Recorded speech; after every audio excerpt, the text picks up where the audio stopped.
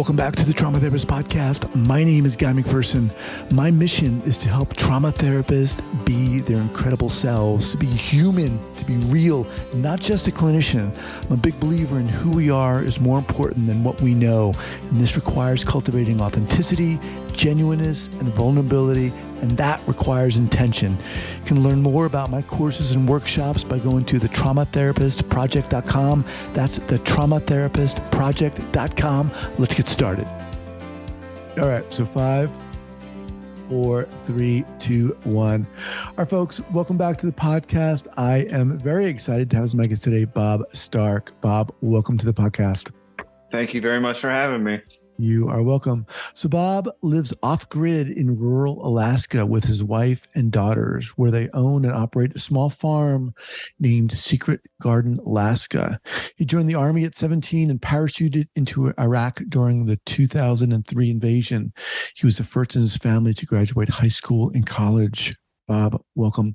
Before we get going here, share with the listeners where you're from originally and where you are currently. I was born in Caldwell, Idaho. And my mother moved my brother and I north to Nome, Alaska when I was about 3 months old. Oh, wow. So I've lived in Nome, Alaska, Seward, Eagle River. I've been in Alaska my whole life. Wow. Okay, awesome. So you have that great vibe about you, just very warm and welcoming. It's pretty awesome, I got to say. So, all right, let's back up. So why did you reach out to me? I reached out to you into it. Because I wrote a book. It was called Warflower, and I had a close friend read the book. And that friend is a host of a podcast, and he listens to all different types of podcasts. I really don't until very recently. And so he was really touched by my book, and it helped him deal with different traumatic events that he had gone through while on mission as a Mormon. Oh, wow. And he was able to show me these similarities between him going door to door in Australia and me going door to door in Iraq. And the way it touched him, and he shared it with his son, he told me that I should really get into different trauma podcasts. And he said yours was one that he really liked. And so I sent you an email, and here we are today. What, do you want to mention his podcast? Yeah, his podcast is called Psychedelic Stories. Okay. And it's really interesting because he grew up in a very cookie cutter family, very Mormon. And it wasn't until he was, I believe, like 28, almost 30, when he started looking at other possibilities that were out there. And he started digging deeper into the original Mormon beliefs and how they may have experimented with some psychedelics. So here's a young man growing up in this religion, never used any substances, and boom, he starts realizing, dang, he's had depression his whole life, always on medication, and he wanted to try new things. So he grew his own little batch of mushrooms in his closet, and that started his journey into discovering the healing benefits of different psychedelics. So he shares those. Yeah. Well, that sounds like a story unto itself. Maybe I'll invite him on afterwards. But I want to talk about you. How did all this start for you? How, from the Army to Iraq to, yeah. Well, I believe it all started for me as a child with, I think back on trauma, since this is a trauma podcast, and the first experience I remember of trauma was in the 3rd grade when I was writing a story. Our teacher, Mrs. Bodie, had the whole class write a story from a bird's eye view. It was a 1-paragraph story, and in 3rd grade, that's a big deal. And I sat down and I was writing, and I remember my classmates came around me because I just kept writing one page onto the back. And I was just like, it's like everybody was cheering me on, and we got done and it was time to read our stories. And I started reading my story, and not even halfway through, Mrs. Bodie cut me off. And she said, that's the wrong perspective. It's supposed to be bird's eye view. Incorrect. You get a 0. Oh God. And that was, I hate to say it, of all the experiences, from when I was in Iraq as an infantryman through my life, my brother went to prison. My mother married a guy in prison. There's been a lot, but that one really has stuck with me as not being good enough and always doing things wrong. And so I kept writing, but it was always a secret. And so here recently, I started a book about 15, 16 years ago after I got done with my second tour in Iraq and I got out of the military and I was just spinning in alcoholic, drug-induced circles. And I just sat down in this cabin in Costa Rica and I just started writing and writing and writing. And 2 journals later, I had the first draft of what came to be my book. And so since then, it's been this journey of a little bit of sobriety, back relapsing, drinking and drugging. Let me pause you for a second there. I don't want to get to that, but Yeah, that story of that teacher doing that is really intense. It reminds me of an experience I had with art, actually. Mm-hmm. But yeah, I can feel that you're not good enough, and you're so into it. You're writing and you're writing and you're like in your zone and all these people are around you because they can feel it and see it too. And then someone comes up. So how did things lead you into the service? Man, I'm so glad you commented on that because that really does make an impact on my art today.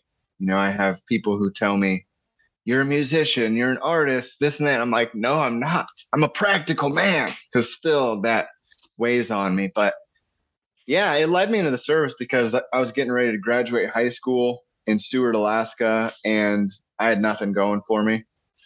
And my mother was always talking very highly of men in uniform, and all of the military or all of the men on my mother's side of the family served in the military. And so, like I mentioned, my brother was in prison at the time. My mother was married to a guy in prison for life.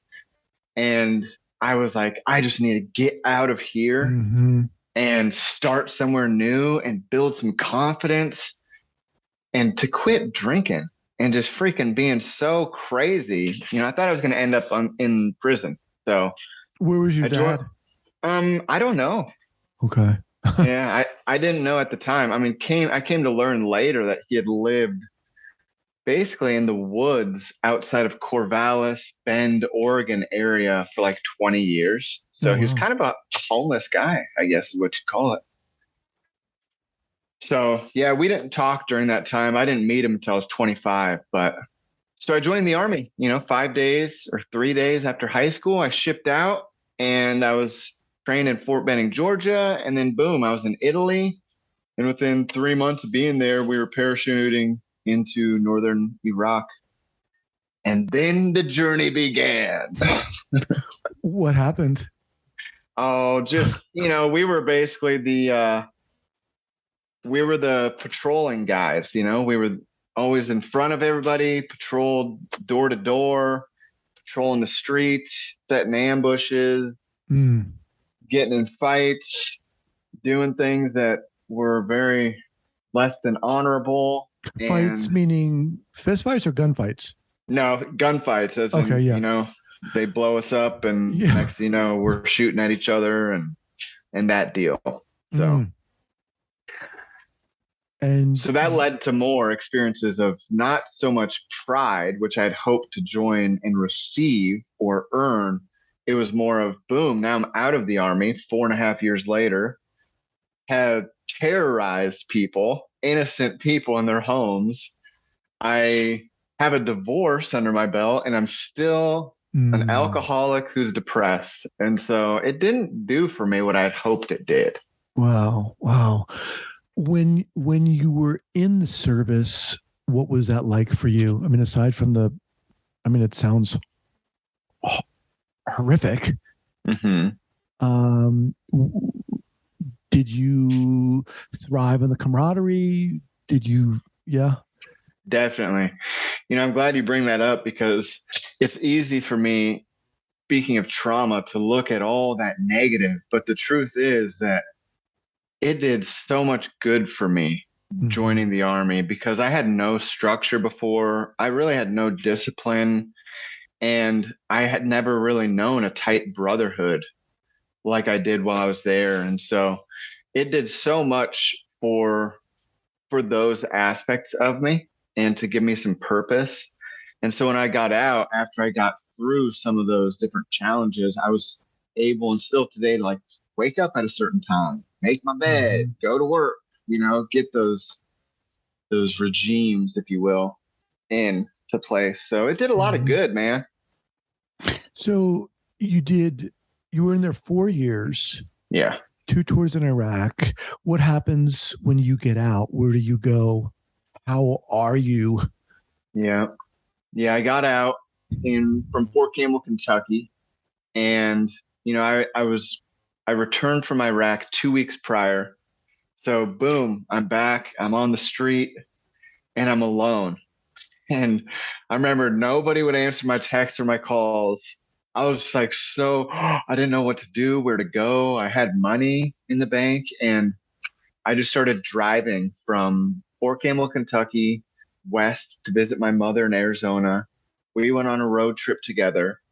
And then I returned to Alaska where I tried to get into a healthy rhythm, like find a job, go to Mm-hmm. EMT school. But I dropped out of all those things because I was just drinking and smoking bud every day. That finally, thankfully, my family was like, we need to go to Hawaii. And they brought me to Hawaii. I stayed there for a few weeks before I bought a one-way ticket to Belize. And then I spent the next year in Belize, Guatemala, and Costa Rica, where I started kind of rebuilding, not even rebuilding, building some confidence and love for myself and practicing yoga and meditation and being sober and learning Spanish. And so if it wasn't for that, just a kind of spontaneous one-way ticket down south, man, I don't know where I'd be. That changed everything. Was it like an intervention? Your family say, "Dude, you need to clean up," or what was it that helped you say, "I need to get my act together"? Yeah, it's a good question. I don't think there was anything that said I need to get my act together. It was my family at that point. They had witnessed what was going on and they were planning a family reunion in Hawaii. And I was like, no, I can't go. I'm too busy here. I wasn't doing anything. And they ended up getting me really drunk and bought a plane ticket with me. And then I was committed. And when I got down there, it was just like, winter in Alaska can be rough. And all of a sudden I'm in Yeah, Hawaii and I'm like, oh my gosh, eating healthy. And then it re-sparked that, oh yeah, I joined the military because I wanted to travel. I have money. I can travel. So it just kept me going. yeah, And yeah. yeah, that was about it. So, talk to us about the genesis of this book, Oh. and what's it called? The book is titled Warflower, A True Story of Family, Service, and Life in Alaska. And gosh, my wife is so much better at doing the elevator pitch, man. Well, we have time here. It doesn't Yeah. have to be a 30-second thing. But it's basically about the events that led to me joining the army. It's broken into two sections, two parts. And so the first part has, boom, we're in Italy, we're packing our rucksacks, we're getting ready to jump into Iraq. And then we're in Iraq and the things that happened there. And then those chapters are broken apart with some really quiet, nature based moments in Alaska. Hmm. And then it goes back into war. And so it goes back and forth like that for about half the book. And then part two is me getting out of the army the day I get out and that road trip that I go on with my mom. And it's a lot of mental and kind of trying to rebuild love for my country by traveling and those little encounters with the waitress and Hmm. the person at the gas station selling me cigarettes and and the loneliness and fear before and during the military, and then the loneliness after. And so, and then the epilogue is today, so it Mhm. ends kind of on like a, dang, that's depressing. Like, what happened? But then there's the epilogue, which is all these things have happened. And now I'm here today. And I'm just so lucky to have the life I have. At what point did you sit down to begin writing the book? And when you sat down to write, did you say, "I'm writing a book about such and such"? No. No way. Yeah, I think if I were to do it again, maybe I'd outline it, but I needed to do that. And, I was house sitting a place in Costa Rica out in the jungle by myself. And I had this welling up of emotion that it didn't matter how much physical labor I did, it was still there. And so, talk about this? What emotion? What kind of emotion? I think there was just so much guilt and shame and fear of going to sleep because of nightmares. And then looking even deeper back to feelings of abandonment from my mother who chose the murder in prison, my brother who chose to be in gangs, and my country, because I felt like they didn't care about what I had done, about what my comrades had done. And so really I just hated myself. I hated It felt like I hated everybody. I didn't trust anyone because of all those experiences. And so I was just isolated because of the fear that every human that entered my life seemed to carry of, oh God, you're going to hurt me again. Are you a good guy? Are you a bad guy? So those were some of the emotions that I tried to numb. At that point, I wasn't drinking much, but I just smoked bud all day. Mm-hmm. And I'd tell myself, oh, it's because I have nightmares, but then I'd wake up in the morning and smoke bud all day. So it's like, it became a habitual thing. So those were some of the emotions I was trying to hide from.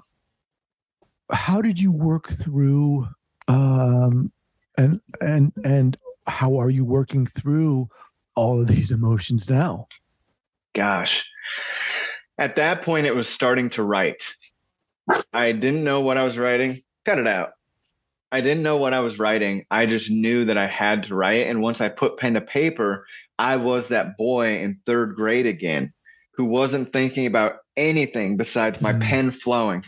And it gave me such relief that I could sit there for hours and my pen would just go and go. And I didn't read any of it until later. I just kept writing and writing. And then later on, I traveled to India. So I'd put that story away. I returned to Alaska. I commercial fished. I started working. I was able to go to EMT school, hold jobs. Like, it helped me so much to get that out. And I was practicing yoga every day at the time, Ashtanga yoga. So it was really intense stuff. But so I got it out. And then later when I was in India, it was like a 13-day silent Buddhist retreat. And, that was like going through these forgiveness meditations and visualizations of the people that I hated, these guys who killed innocent people. And I'm like, oh my God, I was a part of that. And working on forgiving them, forgiving myself, telling myself it wasn't my fault. And then I got on the computer again and I was like, I'm going to just start writing an email to myself. And that lasted for a couple years, just writing and writing and writing. And then later on, I hate to keep going, I finally got those journals out and I was about to start typing them to add them to that story. And they were basically the same story. The one that I wrote in Costa Rica was very vulgar and full of finger pointings and this and that. I was so full of rage at the time. The one later was a lot less violent, just the language and the finger pointing. It was more of just like an observer's view of what was happening. And so I kept working on that one. I got rid of those old ones, and still today, the question being, what do I do? I grow a lot of food. I write, so I work with my hands in the dirt. I try to write on a regular basis. I play music and sing, and that gets some of that out of there. I try to be a good member of my community. I don't use any drugs and alcohol anymore, thankfully. And yeah, man, I just work on my present moment awareness. Let me just remind everyone I'm speaking with Robert Stark. His book is called War Flower. I want to take a moment just to thank our sponsors. All right, we're back with Bob. Dude, you're a writer. You're an artist. Of course you are. What what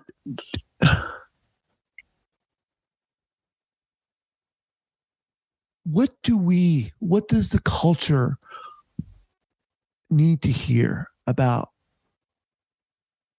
people like yourself who've gone to war and are coming back? I mean, sadly to say, we hear this, right? This is not new. But what are we not hearing? What are we not getting? If I had the answer to that, I think I'd be well known on all the news platforms and a millionaire. But I do think a lot of it is understanding that I don't want to generalize, that many of the soldiers who are returning from war zones or even not, they and we all need a little more than just a Veterans Day. We don't need the parades. We don't need, the people holding flags and having us march in. We don't need to sit at the Legion and tell stories. I think what we need is to come back into our societies with a purpose, similar to what we had. And we can use that determination and that grit and that discipline for said purpose. But it's so hard because when we get out, it's so wide open.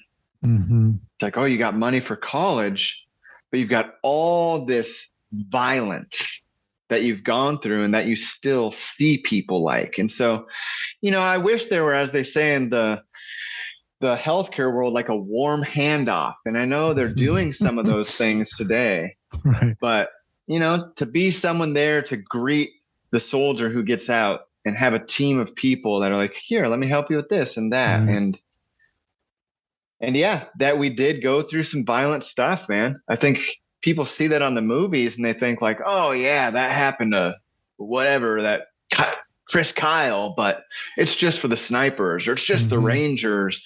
Man, there were, girls who were supply sergeants who were doing patrols that were getting blown up. It's like, man, there was so much violence every day. And it's hard to just like shake it off. So yeah, for the families, not to keep rambling, but for the families, it's like me, I have a hard time. My brother was in prison and it's very, very difficult for me to give him the space to be angry, to be sad, to be depressed, to be all those things because I want to fix him. I want to make him happy. Come on, man. And I think that's a lot of what the culture wants to do is we want to give you the medicine. We want to give you the counselor. And we don't want to give you the space and time that it may take you to start a healthy routine of daily existence. So you're now, as I read in your bio, in rural Alaska, off grid. You've got a family. Yes. And you have are you married? I am. Or you're a partner? Okay. How did you meet your new partner? I met her. She was working at a bakery in Homer, Alaska. We're on the Kenai Peninsula. She was working at a bakery there, and I met her. I met her there. Okay. And you have Yeah. 2 young kids. Yep, 2 daughters. Awesome. Yeah. And so you have this farm. Yep. So how did you acquire this? Yeah. So back in 2012, I came back to Alaska after I was in college. I went to a Evergreen State College, a liberal arts college. And that changed my life completely.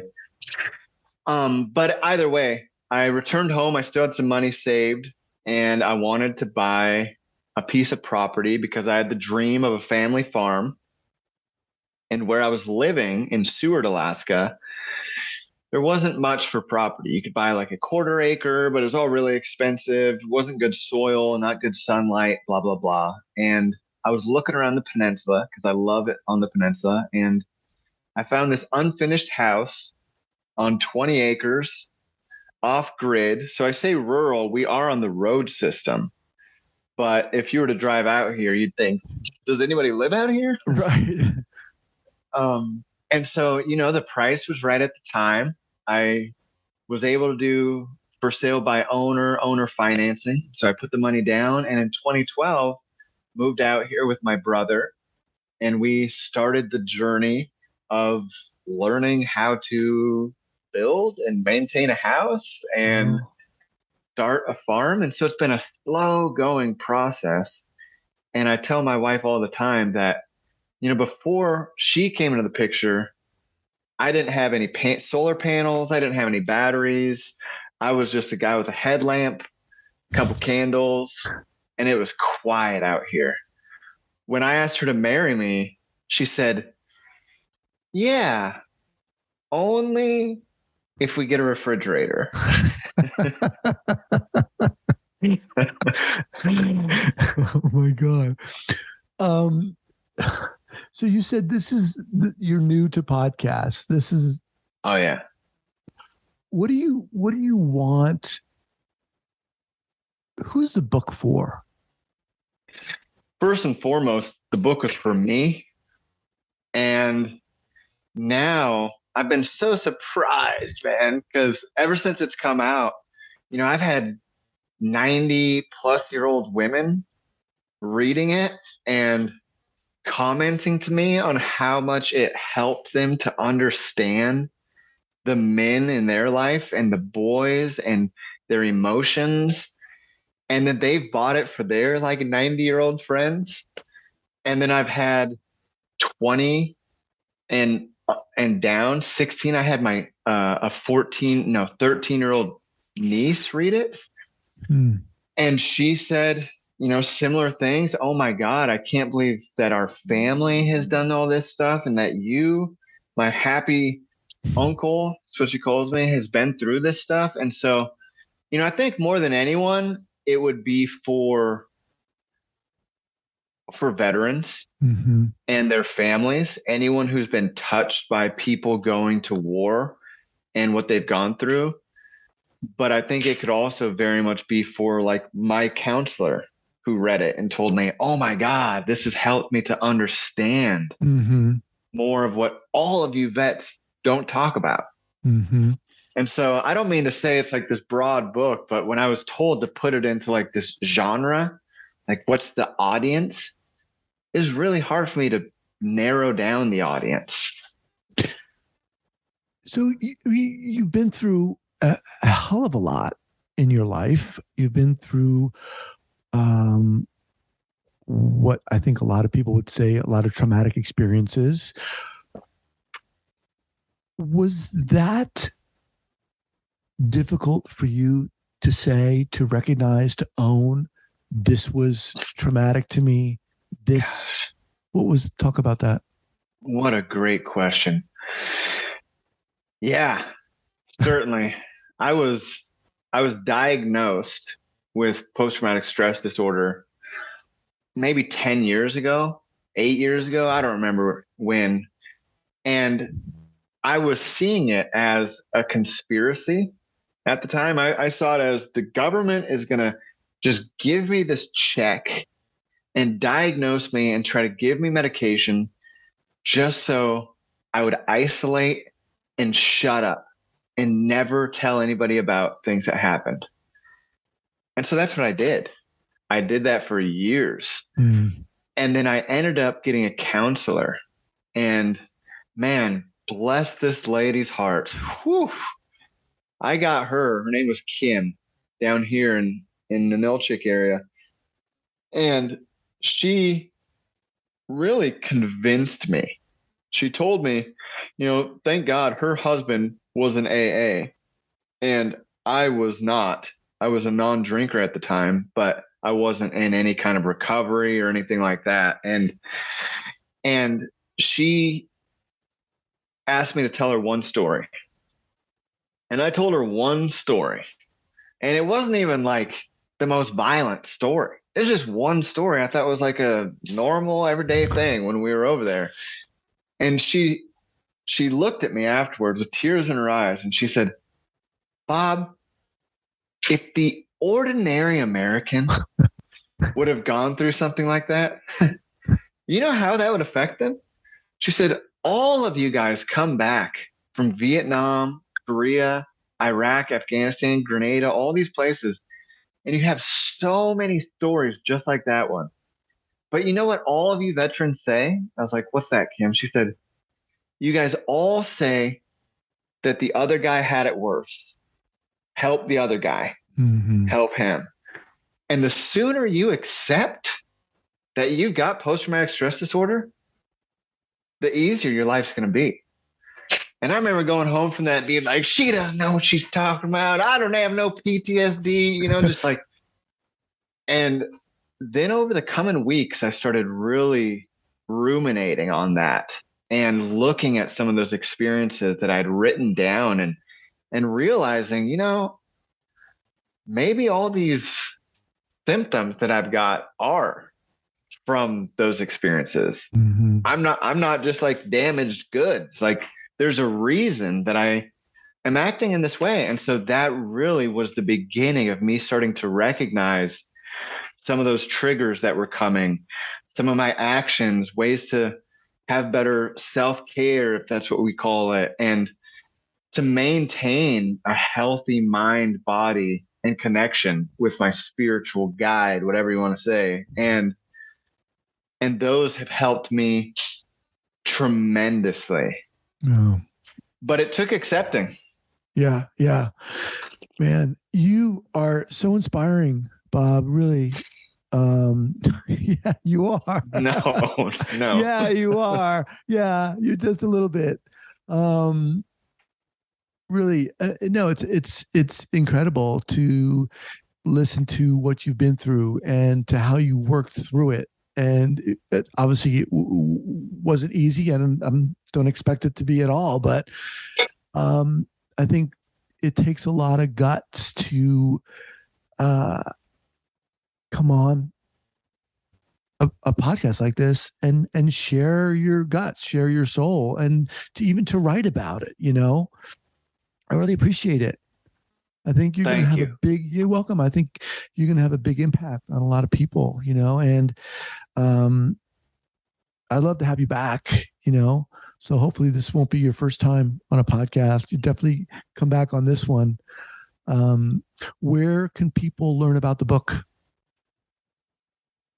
My family has a website. And so if anybody's interested in reading our blogs, if you will, newsletter, whatever you want to call it, they can go on our website, and it's secretgardenalaska.org. Okay. And they can buy the book from there. They can go on Goodreads or Amazon to look at the book. Okay. And read about it.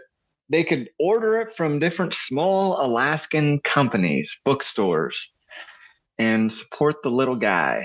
Okay. But yeah, that's where they can find out about that. Okay. We'll have it linked up here at the show notes at the traumatherapistpodcast.com. The book is Warflower, a true story of family, service, and life in Alaska. So what's next for you? Well, my neighbor just stopped by with tears in his eyes and told me he needs help putting in sonotubes because he had a heart attack and he can't really do it. And this is a tough guy. And so I'm going to get off of here. I'm going to go split a little bit more wood to help me. Whoof. And then I'm going to go to his house and help him with that. What are sonotubes? Sonotubes are, what a lot of foundations, instead of like having a concrete slab, it's like a 4-inch or 8-inch tube that you fill with concrete. Oh, okay. And then you put, your beams on that, and that's what you build. Okay. Right, right. Building a house. Awesome. All right, brother. Well, man, really appreciate you coming on here. It's great to talk to you. I'd love to have you back. Very nice to talk to you. Thank you so much. You're welcome. Be well. Bye, Guy.